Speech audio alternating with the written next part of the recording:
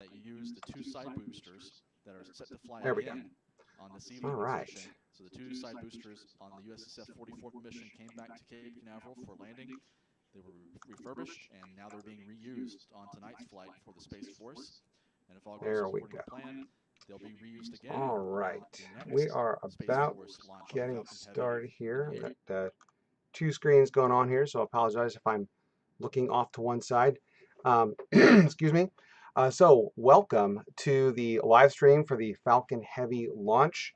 If we're meeting for the first time, my name's Steve. I am the host of a YouTube channel called Your Technology Coach, and on that channel I get into a lot of STEM activities and programs and curriculum for homeschool and public school. I also work on helping folks with their career skills in a digital workforce.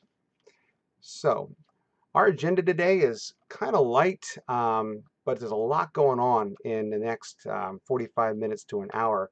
As you can see, the timer on the countdown clock is 22 minutes.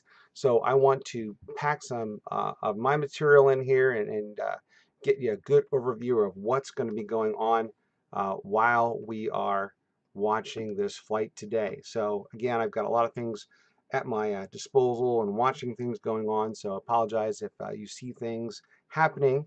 It's just part of the program today. So enjoy that. All right, so what is Falcon X? What is Falcon X? What is Falcon Heavy? Falcon Heavy was first launched, and I remember this because I was at work at the time, and I made sure that I had a break so I could watch this because it was going to be the first launch of one of the most powerful rockets you've ever seen with reusable side boosters that were going to automatically land on their own. And I remember the cheers that I've watched online, and folks in my office were kind of like, "What is going on in there?" I was a little excited when I saw that. It was very science fiction come to life. And again, if you have a background as an educator or a student in STEM technology, and you watched all this engineering and these marvels of machines happening, it's no surprise that we are where we are in our SpaceX NASA program, and all the things that are happening at very fast pace. So, excuse me, today's launch, we've had 4 successful missions, the Falcon Heavy. The Falcon Heavy is comprised of 3 reusable Falcon 9 engine cores. Each of those cores has 27 Merlin engines that together generate up to 5 million pounds of thrusts at liftoff. That's equal to approximately 18 747 Boeing aircrafts. Is one of the most powerful operational rockets, and it has a capacity to lift nearly 64 metric tons, or 141,000 pounds. That's insane. That's to have that much thrust, launch something into the air is just an incredible um, feat to watch. So, all right, that's what I'm looking for. So again, live TV, right? So we always got to plan for the technical. This is your Falcon Heavy right here. Basically what I said earlier, it is comprised of a bunch of different mechanics, Merlin core engines, the ability to lift 64 metric tons of weight.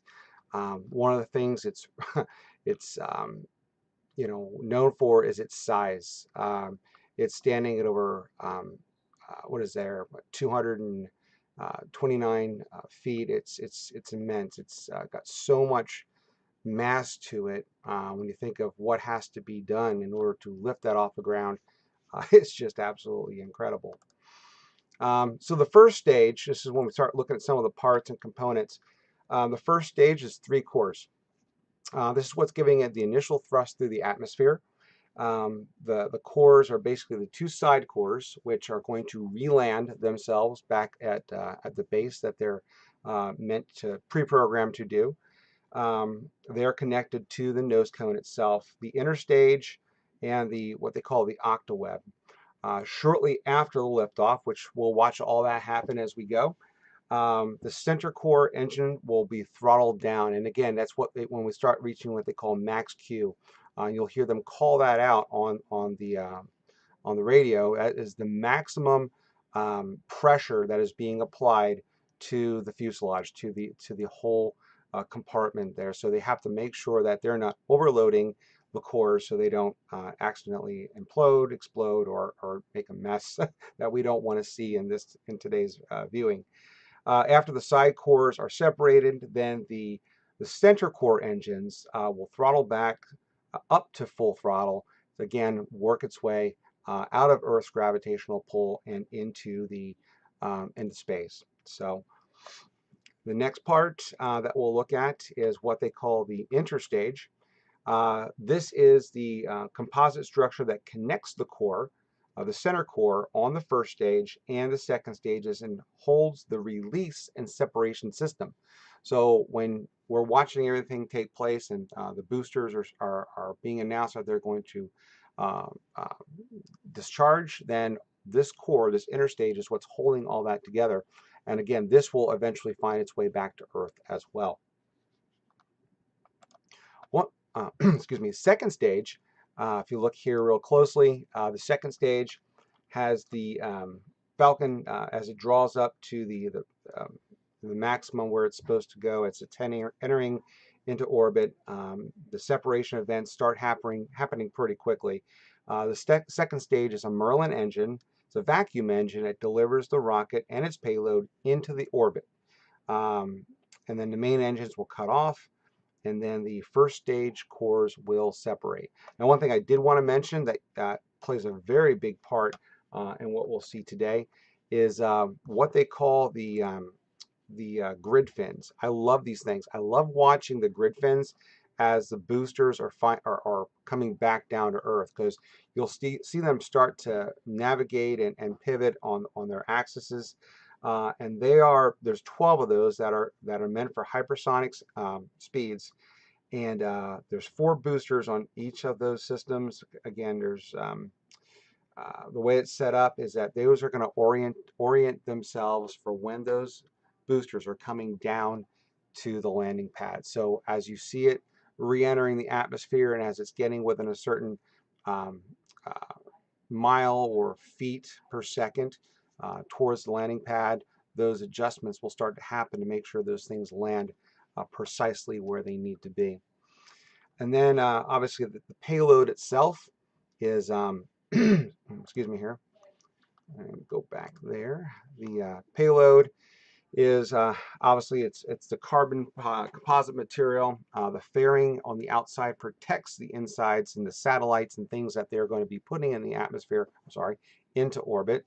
And SpaceX is recovering those fairings for use in future missions. So again, that's the macro side of things. And there's we don't see all the other micro things that go on, all the different compressions and the gauges and the wires and the pumps and all those things that are happening outside our view here. So anyway, let's go take a quick look back to where we're at now. Looks like we're down to 18 minutes here. As a matter of fact, I think I may have, no, we're down to 13 minutes. Sorry, I had to catch up there. 13 minutes, 30 seconds till launch. So if you're, let's talk about STEM technology. If you ever wanted to get into this, or you said, you know what, where do I start? What are some resources? You can look around the websites. You can look around YouTube. I have a YouTube channel. A little bit more about what I've done, my wife have done. We've homeschooled for over 15, 20 years. So we've taken our kids through homeschool as well as, had some public school backgrounds. But we found a really good resource for using a lot of things that are done for you that you can just kind of pick up and run with. It's not a lot of thought. You just kind of be able to deliver content. And for those of us who started out in homeschooling, trying to figure out, well, where do I start? What do I do? How, am I going to break my kids? There's a good resource called My Homeschool Village that I'm a part of. I actually have a STEM program content in here. And in this program, now again, one of the things, again, I don't want to plug this shamelessly, but they are having a family membership of $37 that you need to go on and check it out. And then there's a lot of content here for the price that they're offering, and I think it's top notch. It's done by qualified, seasoned homeschool professionals, parents that have been doing this probably longer than I have. And there's just material in here for every walk of life for kids and parents to do on their own. One of the other options in here you'll see is my program right there. So if you're looking for a really good STEM program to take kids through the basics of what is matter, what is aerospace, what is different gases and kinetic energy versus dynamic, and all kinds of things, this is really the place I think you should start. In here, you're going to find a ton of materials that are ready to go, and it's really easy to use. A lot of these are basically already done. You just set it up and off you go.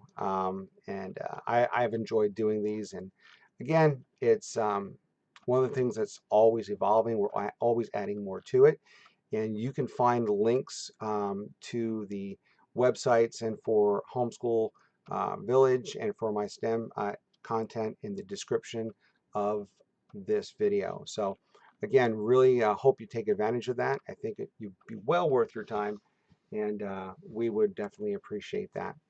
Again, another area to go is your technology coach. Again, I have a ton of materials out here for electronics, aerospace, science, cyber tips, tricks, and you name it, it's all out there for your use. So let's check back in real quick with what's going on out with the Launchpad, and down to 8 minutes. What's going to be cool about this, they're doing this right at sunset or just shortly after sunset, so the glow of of this launch is going to be fairly spectacular. The weather looks really good. The winds are very good. There's been no talk of scrubbing this event, so everything looks beautiful. I mean, I wish I could be there for this. This is really neat. If you've never been to one of these, I hear it's very, very cool. There's so many different, you can get on a NASA's website, and there's an area to go for spectators and VIP passes, and even some free areas around Cape Canaveral where you can park just, around the beaches and find a place just to sit and watch the launch is spectacular. A couple years ago, I think it was 2018, my family and I were down at Cocoa Beach in Florida, right there on just about maybe 20 miles south, 25 miles south of Cape Canaveral, and we got to watch one of the Falcons head up into space from there. It was really, really interesting. You could feel it, you could see it even that far away. You could hear the burn, you could hear the roar of the engines, you could hear the sonic boom. It was very, very intense. So this is a really cool website for STEM engagement for public school, homeschool, any school. It's broken out very distinctly into different grade levels. There's high school, there's middle school, and there is a ton of material out here for making science projects, for doing just different, math papers or verbal skills, English, those kind of things related to STEM. Remember, we talk about STEM, it's science, technology, engineering, and math. So all those things are put together in what we do as a STEM program. So anyway, I would, if I were you, go out, check this out. Even if you're not an educator, even if you're not a student, these are just fun to do projects. I think anybody would really enjoy. There's an educator section out here that takes you through different lesson plans, different interactive multimedias. There's some different websites, image galleries. You could just get lost for a day figuring out where all this stuff is. Another thing I like to do is I go out to the galleries. There's just, you can see the different pictures and images that have been brought back from different like the Hubble or the Webb telescope. I know they have a site here specifically for Mars, for the rovers and the different images that have been taken there. So absolutely a montage of information is sitting out here on this website. So again, if you have interest in STEM and this is something you see yourself doing, then wow, let your kids, just give them the website and say, hey, here you go, have at it. And there's just so much fun you can do on here. So there we go. We've got a live view there of the Falcon Heavy. 1 minute 19 seconds to launch. And then once that does start, I'm going to quiet up for a little bit and let the space navigators that are part of the background scene here take over, and we'll listen in on what's about to happen. All right. So we'll give them a few minutes. We're down to 1 minute and counting. T-minus 15. Engine ignition will begin at about T-minus 6 seconds.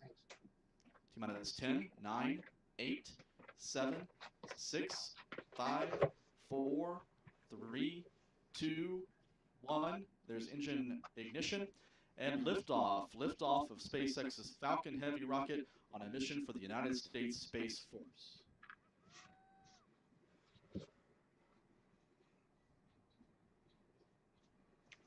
All right, there we go. Clock has started. We are in ascent mode, and we'll keep an eye on how they're going to call this out here. So we'll keep an ear on this here. The spectacular view of those 27 engines comes from Pete Carston's Max Key Productions. T-plus 40 seconds.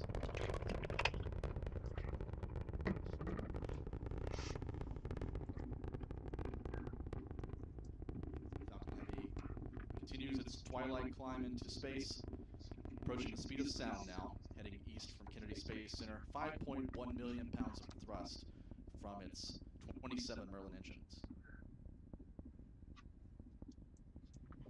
Power and telemetry reported nominal from SpaceX launch control. Everything looking good. Falcon Heavy now supersonic, and the Falcon Heavy is now past max Q. That's the period of maximum aerodynamic stress on the rocket. See the contrail forming in the wake of the Falcon Heavy's 27 main engines, arcing now east, heading for a geosynchronous orbit with the USSF-67 mission.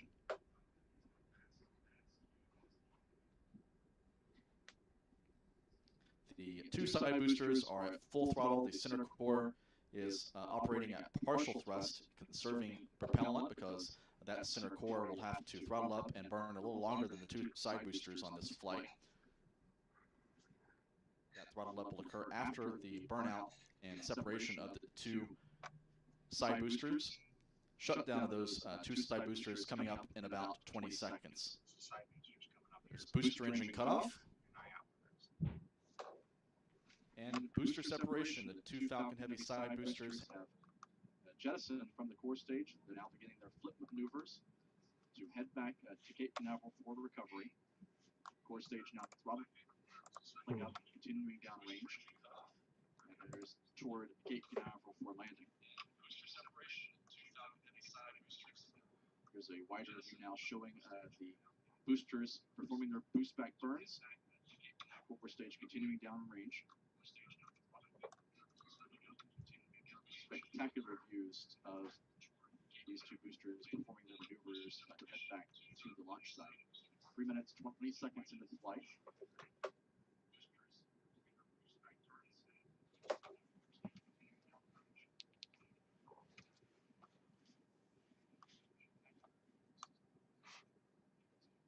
So if you remember, we talked about those grid fins earlier. Those are basically providing the navigation and directional compassing for the return of those booster rockets.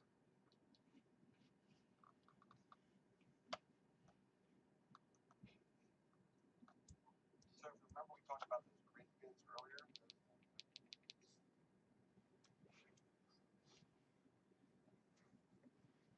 See, the boost back burns are complete, showing one of those boosters firing coal gas thrusters. The The SpaceX video you're watching now. All right, so you'll get a good time delay, view of the 10 to 15 seconds or so.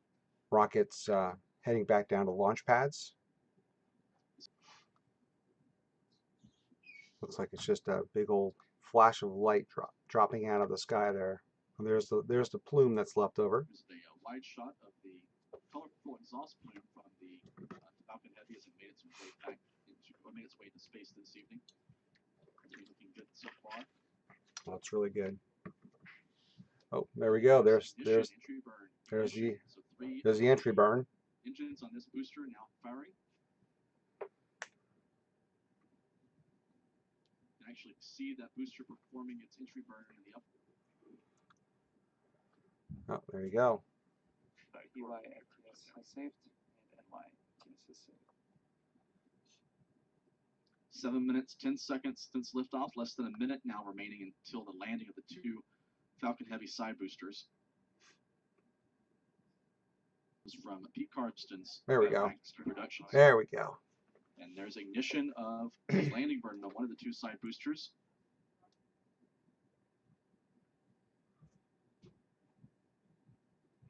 Oh, wow. There we go. Isn't that cool? That's just... That's fantastic. Booster is now passed below the horizon, or below the tree line from our position at Kennedy Space Center. So we're going to switch over to SpaceX. Stage 2 is in thermal guidance. That's a great view. All the angles there. And there's landing. Booster landing at landing zones 1 and 2. Both Falcons have landed. This confirms both Falcon boosters have landed at landing zones 1 and 2. These boosters have made their second flights to space this evening, following put on a really good show for the folks down there in Cape Canaveral today.